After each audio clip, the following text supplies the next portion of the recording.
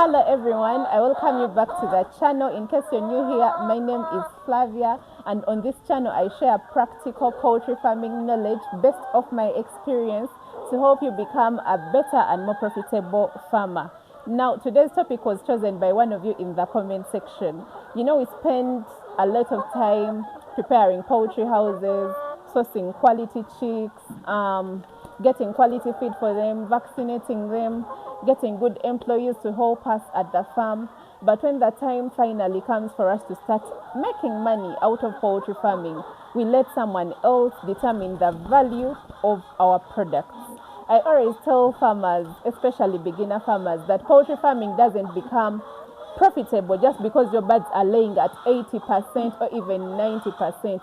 The other half where poultry farming becomes profitable is you building a professional marketing system for your products. Unfortunately, very many farmers, especially beginner farmers, they let the eggs pile up, or they look for the market on the actual day they want to offlay their birds when they are planning to offlay, and by then they are desperate. A desperate farmer rarely negotiates good prices. In today's video, I want to show you some of the ways you can build a professional marketing system to protect your business and make real profits in poultry farming. Let's get started. Morning comes too early, hands already warm, working for a better day, trying to keep me warm.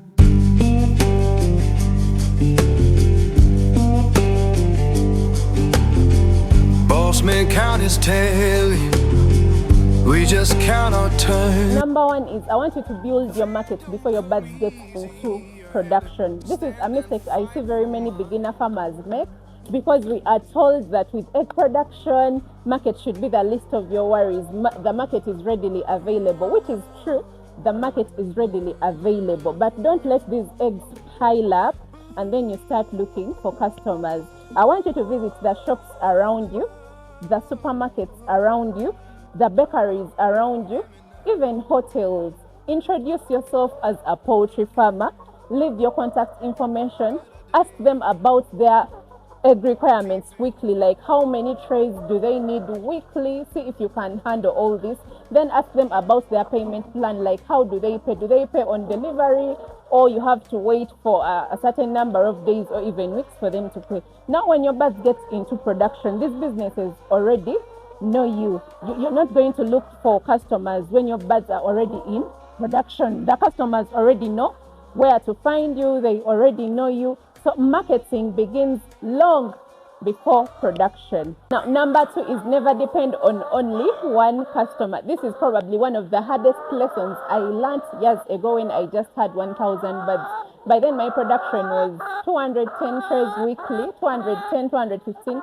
Imagine giving all this to one single customer. The day that person decides to lower the price, to buy on credit, to disappear, it affects the entire business at once.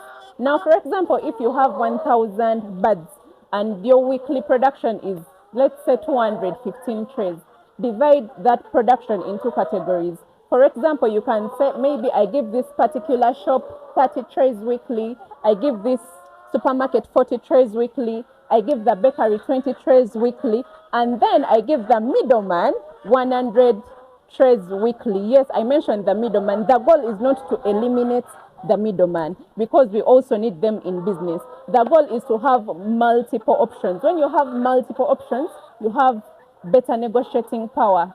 But if you have only one customer, how are you going to negotiate? Because this person already knows that he or she is the only customer for your farm. So basically, you're just going to sell them at whatever payment plan, even price they decide to come up with. Mentioned for us not to totally eliminate the middleman, because every customer serves a different purpose. If you realize that very many shops reject starter eggs, when birds start laying, they usually start with small sized eggs, and shops don't like them, supermarkets don't like them. And if you're to think about it, most of these shops boil their eggs for their customers, so they definitely need large, attractive eggs. But bakeries and middlemen and wholesalers, they usually don't reject these starter eggs.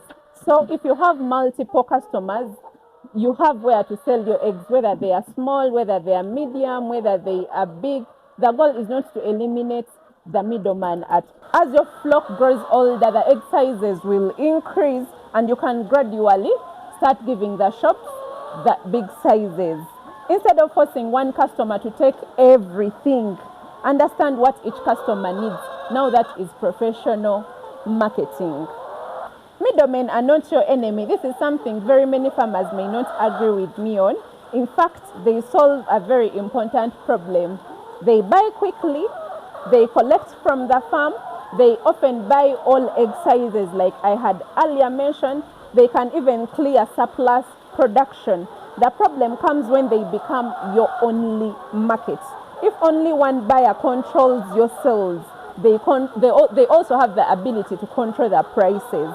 That's why every farmer should appreciate middlemen, but never become dependent on them. Use them as one of your marketing system, but not your entire system. And then another thing is build relationships, not just sales. Good customers are built through relationships.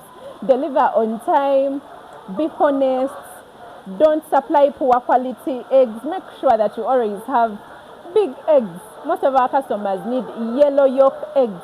They need eggs that have strong shells, like they don't become broken eventually after supplying. And then communicate whenever there is a delay. Keep your promises. Customers remember reliable suppliers. If you're to visit most of these shops, they say, I don't want to deal with. Actually, if you're to visit some of these shops, most of them want to deal with middlemen and not actual farmers, because they say farmers are never reliable. Today they bring for you, the next day they don't bring for you. So communicate in time. Tell this customer that I can only be able to supply you with this quantity per week, and be reliable. All these customers want reliable farmers, reliable people who are going to supply the quantity they need. But customers remember reliable suppliers, and reliable suppliers usually receive repeat business. A loyal customer is often worth much more than looking for new customers all the time. I've had my middleman for years and years. And then the shops I supply to, I've also had them for years and years. I'm reliable, and even when I offlay, for example, if I'm supplying a particular shop maybe 50 trays weekly, I'll tell them in time that, I've offlaid a batch. I'm not going to be able to make this number. I've been giving you 50 trays weekly, but now maybe I'm going to be able to give you only 25 for the next maybe 3 months. They always understand. So be reliable, communicate in time, so that you keep these customers for years and years, instead of always looking for new markets, especially when the eggs flood on the market. I hope you get my point. Now let me talk about something that has cost very many farmers a lot of money. That is selling off layers. I don't know why there is a lot of theft involved when it comes to selling off layers, especially in my country. I don't know about other countries, but here in Uganda, if you don't have proper systems when it comes to selling your off layers, you experience a lot of losses, a lot of conflicts, a lot of Now let me share the actual system I use on the farm when I intend to off-lay my birds. For example, if I intend to off-lay 1,000 birds, I reserve a whole month of off-lay for those birds. And this is what I do. When we get into that actual month, I count those birds with my team just to confirm the numbers that they are indeed 1,000. And after confirming the numbers, I don't rely on only one customer. I first call my middleman and I tell him I have birds that I'm selling. So he comes to the farm just to ensure that the birds are in the right weight, they are healthy, they are non-sick. And after that, we negotiate on the prices. If I'm fine with the price, he goes back, he makes a bank payment, and he comes with a vehicle. When he comes with the vehicle on the farm, my team, my colleagues, we load the birds for him from the poultry house to his vehicle. And we position the vehicle in a space where the cameras reach, just to confirm the numbers. And I'm also there on the vehicle confirming the numbers. I don't allow the middleman to enter the poultry house for him to collect, because remember, I'm selling him only 500 birds out of the 1,000 birds. So I don't allow his team to get inside my poultry house for them to collect birds for themselves. My team collects the birds by themselves and they bring them to the vehicle. So the middleman and his team confirm the numbers on the vehicle, and I'm also on the vehicle confirming the numbers. It's only my team inside the poultry house. So then I've avoided theft in that manner. And another thing to note is that he makes payments before he gets to the farm. He makes payment for the 500 birds before he gets to the farm to collect these birds. I've seen farmers lose birds, lose money, experience unnecessary conflicts simply because they didn't have proper systems. Remember, selling thousands of birds is a business transaction. Treat it professionally. Never reserve birds without commitment. One mistake farmers make is reserving birds simply because someone says, I'll come tomorrow. Tomorrow becomes next week. Tomorrow becomes the next month. Meanwhile, you've turned away serious buyers. A professional system is simple. Let this person pay for the birds before they actually come to take the birds. Once the customer deposits the money, you reserve the birds. No deposit means no reservation. This protects your business and shows the buyer and this protects your business and shows that the buyer is serious. Now, what do I do with the other 500 that has remained? I have market ladies. These are people who are the next people on the supply chain after the middleman. They sell to the final consumers. Now, I have two market ladies who, when I start to offload, they request for maybe 200 birds per weekend, and they also pay before I deliver. And why I reserve for them birds and give to them, first of all, they pay at a different price, because remember, I'm taking for them the 200. If the middleman, for example, paid 19,000, these ladies can pay 22,000. So the price difference, if you're to multiply that 3,000 by the 500, that's money aside. And then the remaining 100, since my farm is not in a rural area, I have neighbors around. The remaining 100 I sell to my neighbors at final consumer prices. I hope you get my point. Not sold to one customer. I've sold different prices to different classes of customers: middlemen, then market ladies, then middlemen, then market ladies, then final consumers at different prices and in different categories. It's not going to disorganize me in any way. I know the numbers, that this one has taken 50%, market ladies are taking the 40%, and the 10% is for the final consumers. Those are all different prices, and that makes the business more profitable. And if you realize, it's always money first, birds second. This is one of the most important systems I personally recommend before anyone arrives to collect birds. The agreed payment should already be reflected in the farm account, not a promise, not I will send money when I reach home. Actual confirmed payment. Once the money is safely in the farm account, the birds can be loaded or they can be taken. Some people may think this is being difficult. It isn't. It is simply professional business. Banks confirm payment. Mobile money confirms payment. Your business deserves that level of protection. Remember, once birds leave your farm, recovering money becomes much harder than releasing birds after payment. So protect yourself before problems begin. Another thing you've noted is count your birds properly.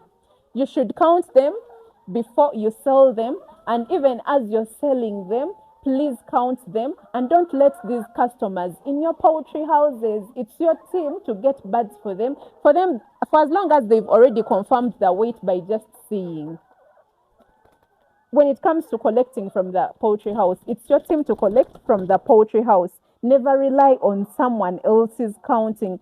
Assign your team, maybe two people from your team, to catch the birds, and another person counts, and another should record. Another should supervise the loading. Once loading is complete, confirm the final number. Together, good records prevent unnecessary arguments. Agree on everything before loading. Never discuss prices after loading. Never discuss prices after loading. Before the bird enters the truck, agree on price per bird, total number this person is going to take, total payments, confirmation, who carries the loss if the birds die during that process. Everything should be clear. Clear agreements creates peaceful business relationships. Now, another thing I want you to note when marketing or building a professional marketing system is to keep your records, especially the customer database. Note down the customer name, note down their contact details, note down the prices they've bought the birds at, note down the quantity they've taken. All this information becomes valuable over time because then you will know who buys regularly, you will know who negotiates fairly, you will know who not to do business with ever again. So you should keep your records. Create a notebook or a spreadsheet. Write every customer's details, the name, the phone number, what they buy and how often they buy, and the quantity. As your business grows, you'll already have hundreds of contacts you can call whenever production increases. I hope you get my point. That database becomes one of your greatest business assets. Meanwhile, as we talk about marketing, there is something I want to show you over here. It's quite interesting. You see this small poultry structure? It's more like that. Let's get inside. There is something I want to show you. These are 200 birds. They are already in production. They started production just mid-June. Yeah, and currently these 200 birds, they've removed all the drinkers to refill. I don't have automatic drinkers in this poultry structure. I have the manual ones. These are exactly 200 birds. But the interesting bit is these birds are laying at 90% because we get 6 trays from them daily, sometimes 6 trays with like 5 eggs, sometimes 5 trays with like 28 eggs. So their production is at 90%. Now this is the interesting bit. This is another flock in a different house, but the same breed, same age, same everything, same feed, same care, same vaccination. However, something is confusing me. With this particular flock here, I have 1,250 birds, but these birds are stuck at 80% because we are getting only 33 trays from them daily. Sometimes they increase by 5 eggs, sometimes they even reduce by around 8 eggs. So I'm wondering, why is it that these birds are of the same age, same breed, just different structures? Here I have 1,200, 1,250, and then in the other small house I have only 200 birds. But the 200 birds, the production is at 90%, and then over here it's at 80%. What is it that I need to change? And here I have automatic drinkers. The house is up. They have enough, better aeration actually. They have better aeration. They have automatic drinkers. They have enough feeders, the same care, but they are stuck at 80%. For now almost a week. And then the other small house with my 200 birds, I'm getting 90% daily from them. Isn't that interesting? My final thoughts on this: I want every farmer who is out there to remember that having great egg production is only half the business. The other half is having a professional marketing system for your products. Always remember to build markets before production, and don't rely on only one customer for all your products. Build great relationships with your customers, keep their records, and when it comes to offlaying your birds, please don't release your birds before payment.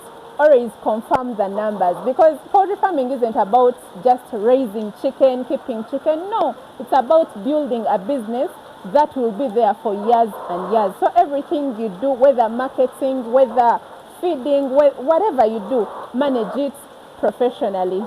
If you found this video helpful, please don't forget to like, to comment down below some of the marketing strategies you are using on your farm, to subscribe, to share to another farmer. Thank you for watching. See you in the next one. May the good Lord bless you. Bye-bye.